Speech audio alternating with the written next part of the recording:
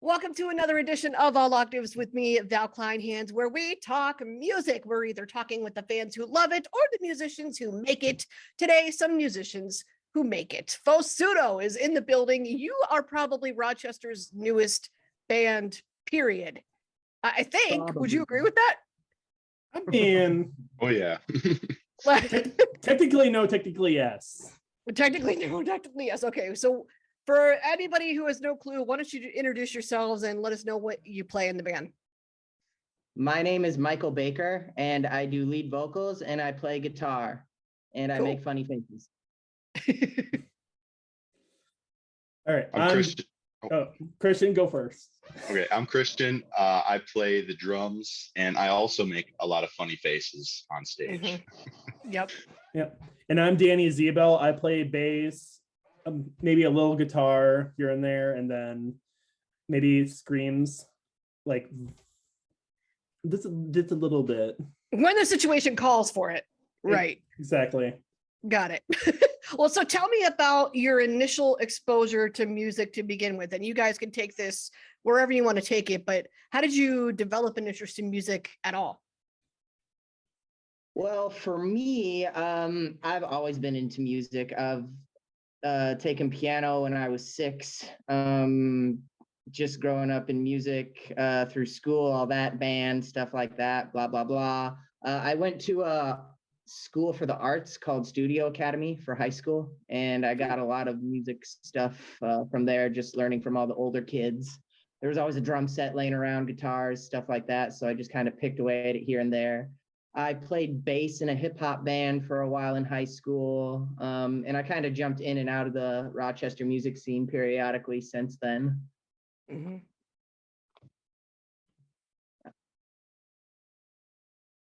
For me, I started playing. My first instrument actually was the flute. But I didn't know that. Yeah, it was 5th grade. I played the flute, and but I wanted to get into percussion, and my band teacher said you got to take a year of piano before you can play percussion. So that's when I made the jump. It's everywhere. I hate that rule. The squeak. Mm-hmm. The little squeak. There's always one little obnoxious noise in every single one. But yeah, I've been playing. Started playing in jazz band in middle school as a percussionist, and just played the drums ever since. Cool. What about you, Danny? All right, so I started with guitar because I was 13 and I just started to play a game called Guitar Hero, and after playing a song by System of a Down, I looked at my mom. I was like, "Hey, I'd like to take guitar lessons now." Because I got it actually. Do you have the original? Yeah, this acoustic Maestro Gibson. This I got for my 10th birthday, and I broke the high E string the first day I had it. Did it hit you in the eye? No, it did not, fortunately. Yeah.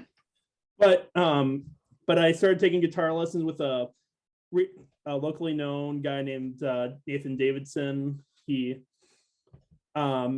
biggest Beatles hippie you'll ever meet, and went there, did some lessons with another guitar teacher who actually recorded Michael's old record. Went to college for music, met some friends there, came back and moved to Rochester, and had one band, didn't work out, and then I just happened to find these guys, and it's been over a year, and it's been amazing. Yeah, that's one thing about Rochester. The scene is constantly changing. Like, I feel like even I can't keep up, and I've only been here for 6 years. Yeah. Sorry. And I should probably mention, I also play, along with guitar and bass, I do play drums and ukulele sometimes. So I'm an all-round guy. Fun. Do you recall the moment where you guys like absolutely fell in love with the instruments that you specialize in? And you can go around and share your story if you want. For me, I would have to say my 21st birthday, my mother bought me my first acoustic guitar. It's kind of hard to just pick one, because just playing different instruments, being an instrumentalist, it's just a unique experience, and you just kind of get to put a different hat on. And it's just a different feeling with each instrument, I feel like. But I mean, if I had to pick one, like for the band's sake, in terms of guitar, when I was 21, definitely. She got me my first acoustic, and I just played it and played it and played it. I wrote a whole bunch of songs on it, and then I'd play them at local open mics and stuff like that. And it's what got me back into it after my first band. So sweet. Hell yeah. For me, it was, starting in jazz band was sweet, but I didn't play the drums for 3 years after high school, until I met Baker at an open mic, and I showed up with a cajon one day and we started jamming. And then he was there when I got a drum set. And then I stored your just drum playing in, set. that's true. I didn't have a place to put it. So, but yeah, playing in this band specifically has like really cemented, like, this is something that I'm really passionate about. All right, cool. So for bass guitar, I've been playing bass since my last year of high school, because I got crappy first act bass for Christmas that was just laying around in someone's closet, and pretty much took it from there to just fucking around in college with it, played in a few choirs with it, and honestly, actually, it's a bass back there. I just never bothered taking it out after recording, but it just bass, just the different things you can do with it. It's always a mixed bag, and that's what I am, a mixed bag. I like to do a lot of shit. Yeah, match your vibe. I get it. So Christian and Michael, you alluded to the fact that you kind of knew each other before. How did all of you meet and decide to do Faux Pseudo together? Well, Christian and I were playing with a few other gentlemen, and things didn't end up working out between all of us. So we took a little bit of a break there for a while, didn't we, bud? Yeah. Yeah. And then the pandemic started. Oh, yeah. That did everything. And then after all that went down, we just kind of got back together, and we're like, we need more people. So I just scrolled and scrolled and scrolled and scrolled through the Facebook musician webpage on Facebook. Yeah. And then I found Danny Boy over there. Yeah, that's what's up. He is a beast, let me tell you. So when he came in, and we were already pretty cemented well together, and he just, the jelly made it work. He made the jelly to the peanut butter. Got it. He made it work. Just a perfect fit. Yeah. So describe your sound for someone who's never heard it before. Kind of based in 90s, 2000s alternative rock, but not so much so that we don't stick to just one thing. We kind of bounce genres a lot and from song to song, but there's definitely influences that you can pick up from those 2 decades for sure. Yeah, definitely. When I was going through it a little bit, I was like, I hear a little bit of Oasis, and now I hear a little bit of Radiohead, and I'm like, okay, I'm getting the memo here. So are they your influences? Who are your influences? Ooh, top 5 bands. I'm going first. Yes, top 5. My top 5 bands are as followed in this order. Number 1, Green Day. Number 2, Red Hot Chili Peppers. Number 3, Sublime. Number 4, this is where we go back a little bit. We go to Beatles. And then after that, number 5, we go Queen. Iconic. Christian, how about you? Yeah, I mean, I was going to say drum-wise, Trey Cool and Chad Smith are probably my number 1 influences, especially in this band, and things that I can kind of play. I see why you two are in a band together now. Yeah, and it gets more like other influences are like more metal that I absolutely cannot play yet, but like Tool and Avenged Sevenfold, but yeah, we'll try to get some of that in there at some point. I'd love to hear it for sure. All right, and for me, top 5 bands, doing it off the cuff is kind of hard for me, but definitely Green Day, band called Dance Gavin Dance, I get a lot of my parts hardcore stuff from them, and my bass playing is definitely influenced by them. System of a Down, they were like my first like big favorite band, period. See here. So also I would say fuck it, Fall Out Boy. Yeah. Definitely their early stuff is good. And then Follow your heart, man. There's no wrong answer. Yeah, there is no wrong answer. I'm not mad at what Fall Out Boy is doing right now either. I like the Fall Out newer Boy is stuff. killing it. Yeah. And especially that new album. We've needed that for a while. But my fifth favorite band is a kind of obscure band. It's called Fair to Midland. They're a band based in Texas that actually were discovered by the singer of System of a Down, and then like did a record with him. Yeah, they did a record with his label, and then they moved on to another label, and then broke up. So damn, I didn't even know Serge had a label. You're teaching me things. Yeah. I was like, what? Yeah, Surgical Strike. He's actually boosted off a lot of stuff. Yeah, it's spelled exactly as you think. Yeah, it's spelled exactly as you think. Yes. Oh my God. Well, I didn't know because I feel like every time I see him on Instagram, it's something about Armenia, which makes sense. But then I was like, it's more that, not necessarily the label. And I was like, psh. It was kind of like when I found out Phil Anselmo had Housecore Records. I was like, wait, Phil has his own record company too? Oh, I'm not shocked at all. Yeah. I was like, what? But back to just the beginning and the beginning of Faux Pseudo. Because you're a younger band, what has been the biggest challenge of creating this thing and just being a band so far and getting it up and moving?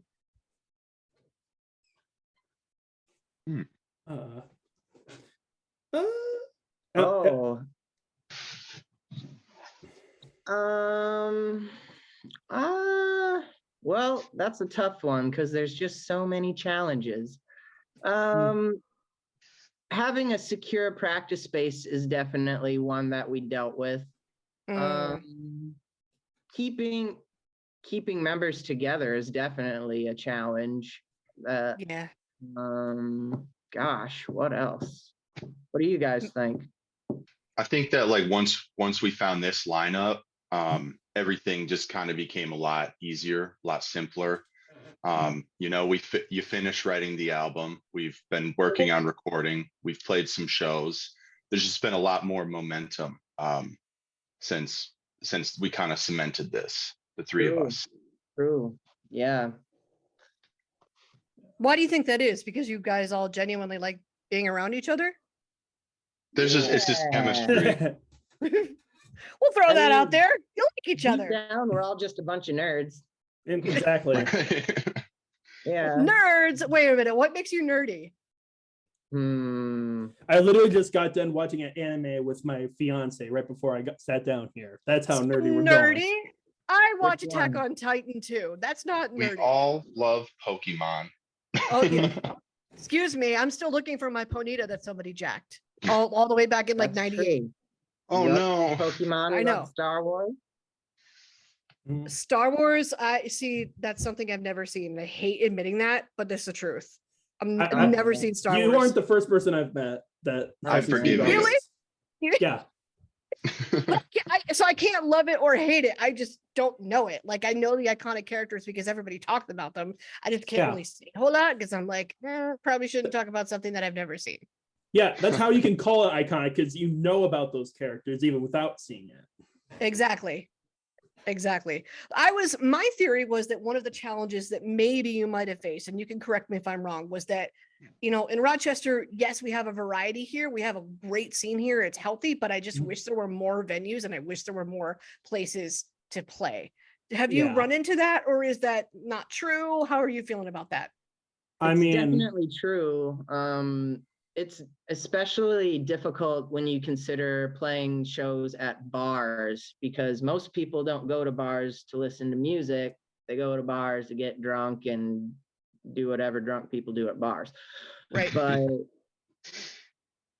I would say that, and I don't know, like people come out for shows and stuff, but if I'm being honest with myself, that we could definitely get more people to come out to shows. I feel like it's just what is the magic trick to make that happen. You know, advertise the shows beforehand. Do we do old school style and just hit the street with flyers? Right. Or Yeah, just literally go, I don't know, maybe just go out in a truck and just play music while we drive around. I don't know. That'd be awesome. I would love that. Well, so what is your strategy for that? I mean, have you used social media probably mainly? That's kind of what it looks like to me. But again, correct me if I'm wrong. When you're promoting what you're doing, your shows. For the most part. Yeah. We do have Facebook. We have Instagram. We don't have Twitter, do we? We do have Twitter, but literally, I'm the only follower. Okay. What? Oh my God. Okay, that's changing as soon as I get off this. Yeah. All right. Cool. And we do have a YouTube. We have a couple demos up on YouTube. Yeah, that I watched, and I think there was a brief message in like the captions of one of them that you are working on an album. Or yes, it is. Yes. So tell me about that. Or do we have a name for it? How's it going? Baker. Yes. What's that? You want to take this one? Zoom was being Zoom. What was the question? Okay. So the question was, I saw when I was taking a look at what you do have up on YouTube, there was a little mention of an album being worked on. How's that process going? Do we have a title? What can you tell me? Good. Yes, we are recording a 13-song album at Carpet Booth Studios in Minnesota. Rochester, Minnesota. It's basically the same thing. Yes, we are working with Jack Lato, one of the techs that works under Zach Zern. I know him from way back when. He played in a band, I played in a band, we played shows together, crossing paths several times. He's a really good dude. Yes. Do you want to announce the name, or is it too soon for that? Chronicles of the Lady Killer. Cool. Chronicles of the Lady Killer is a name. It is a concept album. It tells a story. I don't want to give too much of the story away, just because I feel like people should listen to it themselves and make their own, make the story their own. Instead of just listening to me tell you what it's supposed to be about, I'd rather them listen and like kind of figure that out for themselves. Got it. What do you hope that people think, feel? How do you hope that people experience your music? I hope people dance. Or just mosh the shit out of it. Their lives.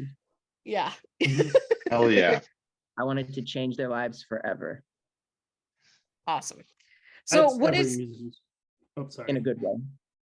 I mean, I would think so. This is the funny thing. Like every time I do an episode of this, I'm like, sometimes I get it, sometimes I don't, because I'm not a musician, and that's why I love talking to you guys who actually do it.